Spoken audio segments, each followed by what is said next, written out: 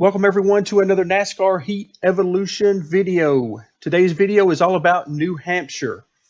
And in this video, we're going to talk about the setup, and then I'm going to show actually a couple of laps around the track. On this particular track, the AI at 105%, which is max difficulty, will qualify at about a 30.3 second lap on the pole.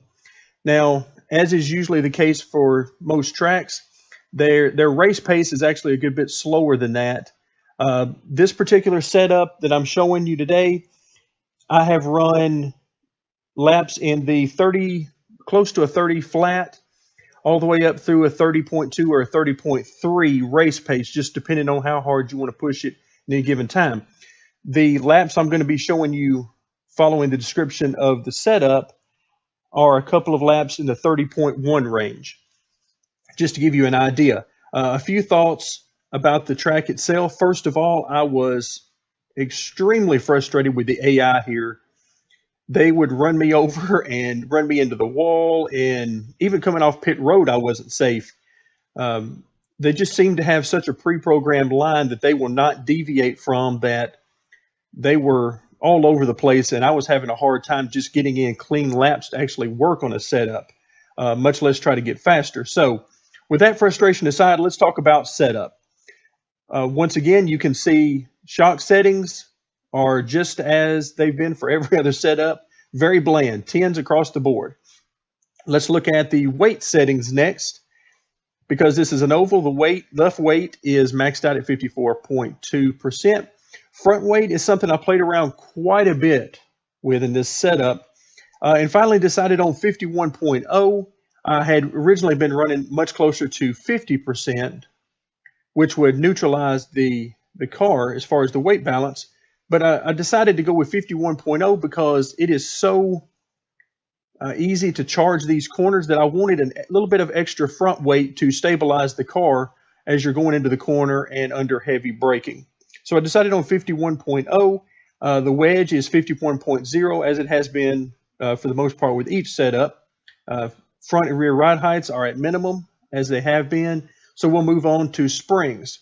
Springs are another thing that I spent quite a bit of time playing around with.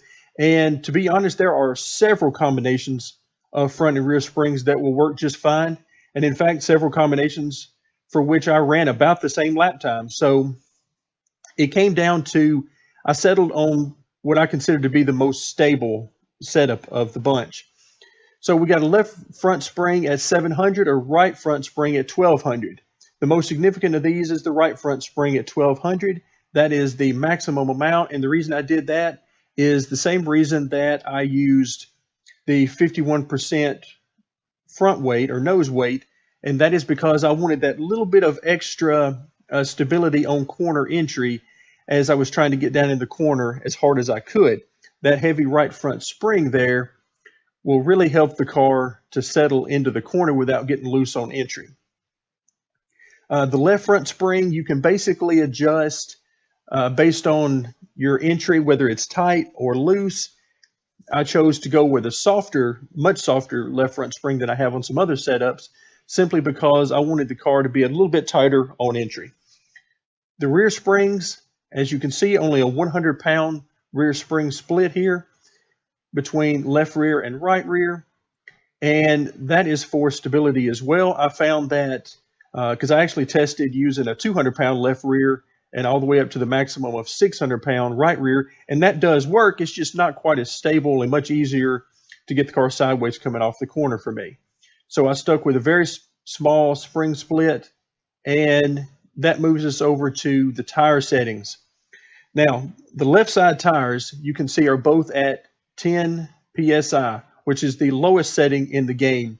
I found that this really helped the car to stick pretty well in the corners, particularly middle of the corner, and it also helped it to have some stability. Again, there's that word, stability, which is vital at a place like this where you're a lot of on throttle time down the straightaway, and then you're off the throttle for quite a while, particularly compared to other tracks so far. You're off the throttle for quite a bit in the corners. Stability is huge. You want to be able to run lap after lap consistently. So I chose stability here, which meant the minimum is on the left sides, and then basically the right side pressures will amount to how much stagger do you want, or how much turn to the left do you want in the car. The more turn to the left you want in the car, the higher the right side pressure you'll use. I stuck around 25, although I tested down to 20 and all the way up to 50. So there's speed to be had regardless of the settings you choose there. So I would encourage you to play around with these numbers and just simply see what works for you and what feels good. Moving over to the miscellaneous settings, both the left front and right front camera are maxed out. That gives us plus 10 degrees on the left front and a minus 10 degrees on the right front. Again, I've seen no reason at any track so far to reduce those numbers. Front sway bar, I found it odd that by default at this track they put that all the way up at 2 inches, which is fine and what I would expect, actually heavier than that for a real life sway bar. But in this case, in the game, I've seen no reason to run over 1.5, but as always, your mileage may vary. I stuck with 1.5 because that seems to work pretty well. No rear sway bar. Again, I haven't really found a reason to use that so far. And that moves us on to the track bar. Track bar is something that I do rely on quite heavily to help the car rotate, particularly through the center and off the corner. In this case, I decided on 12 inches on the left side, 13 inches on the right side. That seemed to be a pretty good balance. Too much split on the track bar will actually cause the car to behave more erratically. So I kept it with just a 1-inch split there, which seemed to help the car get off the corner, but at the same time, keep things under control and not get any wheel spin or sliding sideways. Brake bias. I had mentioned this in a previous video about the Pocono race setup, because at Pocono, you're going to use the brakes some to calm the car down on entry and really hit your line better. Well, the same thing works here at New Hampshire. Now, I was actually expecting to use the brakes quite a bit more than I did. As it turns out, and again, you'll probably be able to tell from the video immediately following this of the couple of laps I run, you don't use the brakes that much here. Basically, it's a quick stab of the brakes for maybe a half second to a second on corner entry, and then you're off the brake, and that's it. I was expecting quite a bit more time than that. And for the brake marker, in the video, you'll see that I generally like to use about the one brake marker going into the corner. Into the corner, you'll notice on the right-hand side on the wall and catch fence, you'll see that it counts you down as you're approaching corner entry. You'll see a brake marker for 3, and then you'll come to 2, and then finally you'll come to 1. So I generally will brake around the 1 marker, sometimes a little bit before that, just depending, again, on whether I'm around traffic or how deep I'm trying to take it in that particular time. So that's something that you'll definitely want to test out and see how much brake do you need and how deep can you take it into the corner without it hurting the rest of the corner.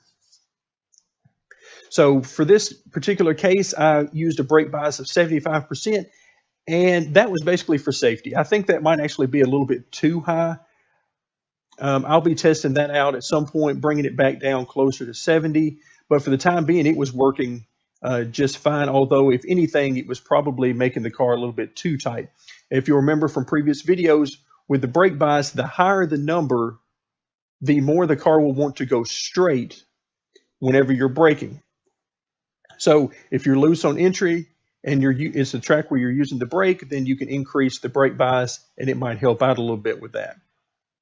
So grill tape, still at 0, wheel lock and steering offset, I don't really worry about. And gear settings, I didn't mess with first, second, third, or fourth gear in this case. I only concentrated on the rear end, the final gear ratio, which is at 4.22. Now at that particular level, especially if you're running laps down around 30 flat to 30.1 or so, you'll find that that winds out the motor to right at 9,000 or maybe even a touch more RPMs. So it's getting all the RPMs that the car can get. Down the straightaway, that means you're actually turning more than the engine would probably want to turn, as it doesn't make as much power as you get closer to 9,000 RPMs. But what it does is it puts me in a good position from the center of the corner where I get back to the throttle and off. it puts me in a good position for the engine to make a lot of power when I first get back to the motor. And that's what I'm looking for, because let's face it, at a track like this, there are basically two ways that you can pass another car. You can either get back to the gas quicker or harder in the center of the corner, so you can make more speed from the center off the corner, or you can try to dive it into the corner deeper on corner entry. Now, going into the corner harder on corner entry has its place, but if you're trying to do that lap after lap, you're going to find that you're going to be washing up the track and probably causing more wrecks than you would prefer, as well as your competitors would prefer. So at this point, I hope you've gotten something informational from the video. Hope you've enjoyed it, and stay tuned for more NASCAR Heat Evolution gameplay.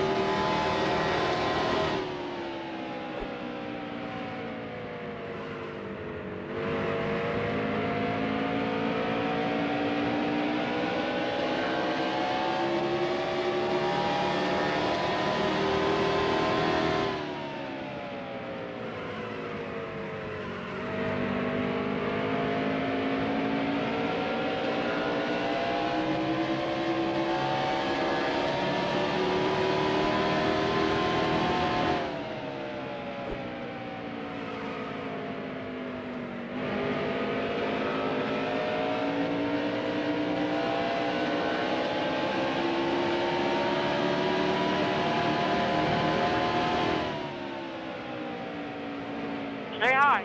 Still there. All clear.